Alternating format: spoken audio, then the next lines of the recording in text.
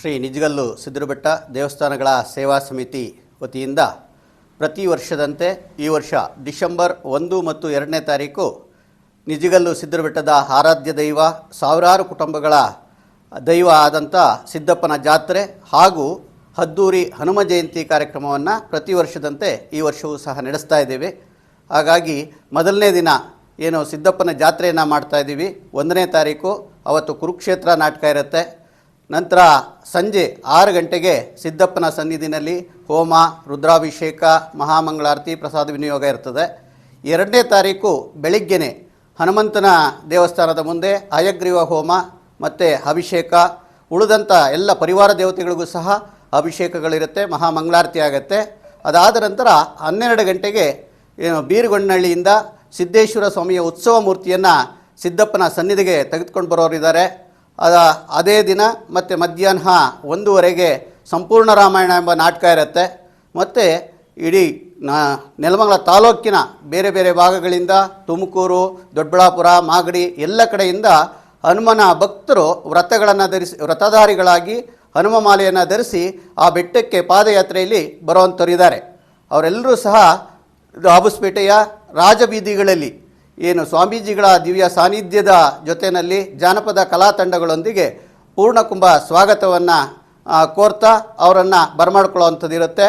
ಹಾಗಾಗಿ ಈ ಎಲ್ಲ ಕಾರ್ಯಕ್ರಮಗಳಲ್ಲಿ ಇಡೀ ಏನು ಭಕ್ತ ಸಮೂಹ ಈ ಕಾರ್ಯಕ್ರಮಕ್ಕೆ ಬರಬೇಕು, ಕಾರ್ಯಕ್ರಮವನ್ನು ಯಶಸ್ವಿಗೊಳಿಸ್ಕೊಳ್ಬೇಕು ಅಂಥೇಳಿ ನಾವು ಈ ಮೂಲಕ ಕೇಳ್ಕೊಳ್ತಾ, ಬೆಟ್ಟದಲ್ಲಿರುವಂಥ ದೇವಸ್ಥಾನಗಳ ಕೆಲಸ ನಿರಂತರವಾಗಿ ಜೀರ್ಣೋದ್ಧಾರದ ಕೆಲಸಗಳು ನಡೀತಾ ಇದೆ.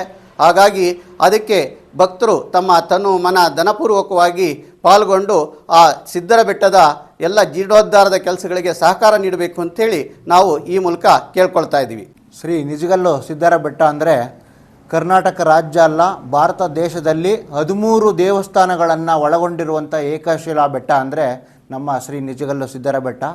ಈ ಸಿದ್ದರ ಬೆಟ್ಟದ ಇತಿಹಾಸ ಏನಂದರೆ, ಈ ಸುಮಾರು ಸಾಧುಗಳು ಸಿದ್ಧಿಯನ್ನು ಪಡೆದಿರುವಂಥ ಈ ನಿಜಗಲ್ಲು ಸಿದ್ದರ ಬೆಟ್ಟ ನಮ್ಮ ಇದೇ ದಾಬಸ್ಪೇಟೆ ಪಕ್ಕದ ಲಕ್ಕೂರಿನ ಶ್ರೀ ಉದ್ದಾನ ಸ್ವಾಮಿಗಳು ಸಿದ್ಧಿಯನ್ನು ಪಡೆದು ಅಂದರೆ ಬೇತಾಳವನ್ನು ವಶಪಡಿಸಿಕೊಂಡಿರುವಂಥ ಈ ಸಿದ್ದರ ಬೆಟ್ಟ ನಮ್ಮ ಈ ರಾಜ್ಯದಲ್ಲಿ, ಈ ದೇಶದಲ್ಲಿ ಒಂದು ಪಾರಂಪರಿಕ ಹಾಗೂ ಇತಿಹಾಸದಲ್ಲೇ ಸಾವಿರಾರು ವರ್ಷಗಳ ಇದು ಏನು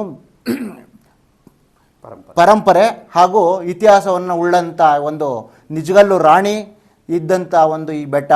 ಈ ಬೆಟ್ಟದಲ್ಲಿ ಪ್ರತಿ ವರ್ಷವೂ 5 ವರ್ಷಗಳಿಂದ ಈ ಶ್ರೀ ಹನುಮ ಜಯಂತಿ ಹಾಗೂ ಸಿದ್ದೇಶ್ವರ ಜಾತ್ರೆಯನ್ನು ನಮ್ಮ ಟ್ರಸ್ಟ್ ವತಿಯಿಂದ ಭಾಳ ಅದ್ಧೂರಿಯಾಗಿ ನಡೆಸ್ಕೊಂಡ್ಬರ್ತಾ ಇದ್ದೀವಿ. ತಾವುಗಳೆಲ್ಲರೂ ಈ ಸಿದ್ದಪ್ಪನ ಜಾತ್ರೆಗೆ ಆಗಮಿಸಿ ಹಾಗೂ ಹನುಮ ಜಯಂತಿಯನ್ನು ಕೂಡ ಈ ಜಾತ್ರೆಯನ್ನು ಯಶಸ್ವಿಗೊಳಿಸಬೇಕು ಅಂತ ನಮ್ಮ ಟ್ರಸ್ಟ್ ವತಿಯಿಂದ ನಾವು ಕೇಳ್ಕೊಳ್ತಾ ಇದ್ದೀವಿ. ಹಾಗಾಗಿ ಪ್ರತಿ ವರ್ಷದಂತೆ ಅನ್ನಸಂತರ್ಪಣೆ 2 ದಿವಸನೂ ಕೂಡ ಅನ್ನಸಂತರ್ಪಣೆ ಇರ್ತದೆ. ಹಾಗೆ ಕೆಲವಾರು ಹಳ್ಳಿಗಳ ಭಕ್ತರು ಈ ಸಲ ಕೊಪ್ಪಲಗಳನ್ನು ಸ್ವಂತವಾಗಿ ನಾವು ಮಾಡ್ತೀವಿ ಅಂತ ಕೂಡ ಹೇಳಿದ್ದಾರೆ. ಮತ್ತು 2-3 ದಿವಸಗಳ ಕಾಲ ಲೇಸರ್ ಬೆಳಕು, ಇಡೀ ಬೆಟ್ಟಕ್ಕೆ ಬೆಳಕಿನ ದೀಪಾಲಂಕಾರವನ್ನು ಲೇಸರ್ ಬೆಳಕಿನ ಮೂಲಕ ಈ ಒಂದು ವಿಜೃಂಭಣೆಯನ್ನು ಬೆಟ್ಟಕ್ಕೆ ಜಗದೀಶ್ ಬೆಳಗವರು ಜಗದೀಶ್ ಚೌಧರಿ ಬೆಳಗದವರು ಮಾಡ್ತಾಯಿದ್ದಾರೆ. ಹಾಗೆ ಅನ್ನದಾಸೋಹ ಕೂಡ ಏರ್ಪಡಿಸಿದ್ದಾರೆ. ಮತ್ತು ನಮ್ಮ ಸುತ್ತಮುತ್ತಲಿನ ಗ್ರಾಮಸ್ಥರು ಕೂಡ ಕೊಪ್ಪಲುಗಳನ್ನ ಹಾಕ್ತೀವಿ ಅಂತ ಹೇಳಿ, ಆದ್ರೂ ಕೂಡ ಬಂದಂಥ ಭಕ್ತಾದಿಗಳಿಗೆ ಯಾರು ಕೂಡ ಉಪವಾಸ ಹೋಗಬಾರ್ದು ಅಂತ ಹೇಳಿ ಎಲ್ಲರೂ ಮಾತನ್ನು ಕೊಟ್ಟಿದ್ದಾರೆ. ಹಾಗೆ ನಮ್ಮ ಭಕ್ತಾದಿಗಳಲ್ಲಿ ನಾವು ಕೇಳ್ಕೊಳ್ಳೋದಿಷ್ಟೇ, ಬೆಟ್ಟವನ್ನು ಸ್ವಚ್ಛತೆಯಿಂದ ಕಾಪಾಡಿ ಯಾವುದೇ ರೀತಿಯಾದಂಥ ಸ್ವಚ್ಛತೆಯನ್ನು ಕಾಪಾಡೋದ್ರ ಮೂಲಕ ಆ ಇದನ್ನು ಕಾರ್ಯಕ್ರಮವನ್ನು ಯಶಸ್ವಿಗೊಳಿಸಬೇಕು ಅಂತ ನಾವು ಈ ಮೂಲಕ ಕೇಳ್ಕೊಳ್ತಾ ಇದ್ದೀವಿ.